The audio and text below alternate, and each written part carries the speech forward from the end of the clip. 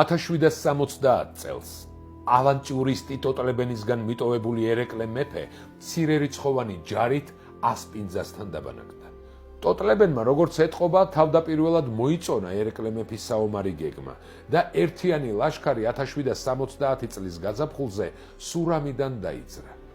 ერეკლეს არ უნდოდა დრო დაეკარგა აწყურის ციხის აღებაში, მაგრამ ევროპის სამხედრო სკოლაში გაზრდილმა გენერალმა ტოტლებენმა შეუძლებლად მიიჩნია ასეთი თამამი გეგმის მიღება და აუღებელი ციხის დატოვება თავისი ჯარის ზურგში. ერეკლემ ძალაუნებურად დაუთმო თავის მოკავშირეს და რუს-ქართველთა ლაშქარმა აწყურის ციხეს ალყა შემოარტყა.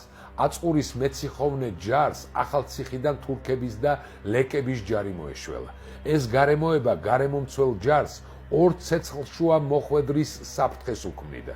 ამან ტოტლებენი შეაშინა და იმავე დღეს უკან დახევის სამზადის შეუდგა. მეფე ერეკლეს ხვეწნა მუდარამ 3 საათს გასტანა, მაგრამ გენერალი მაინც უარზე იდგა.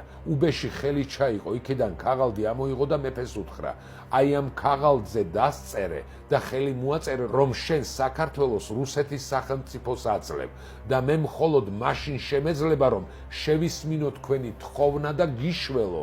უამისოდ კი მე ნება არ მაქვს თქვენი შველისა. ერთ თავადიშვილს მეფისთვისაც კი შეუძახია, მაგ მამაძაღლს რას ელაპარაკებით, ღვთის შეწევნით ჩვენ თვითონ დავძლებთ ოსმალებს. რუსის ჯარის უკან გამობრუნებამ ერეკლე მეფე სახიფათო მდგომარეობაში ჩააყენა. თურქ-ლეკთა ჯარის სარდლობამ გადაწყვიტა ერეკლესთვის ასპინძასთან გადაეჭრა გზა, მაგრამ ერეკლემ არაცალა, სანამ მათ მთავარი ძალა მოეშველებოდა. ის დაუყოვნებლივ შეტევაზე გადავიდა და მტერი გაფანტა. ასპინძის ხიდს თურქების და ლეკების მთავარი ჯარი მოადგა და მტკვრის მარჯვენა მხარეზე გადმოსვლა დაიწყო. ერეკლემ განგებ უკან დაიხია და მოწინააღმდეგე საცალა იმდენი ჯარი გადმოეყვანა, რამდენიც ვიწრო ხის ბოგირზე შეიძლებოდა დაღამებამდე.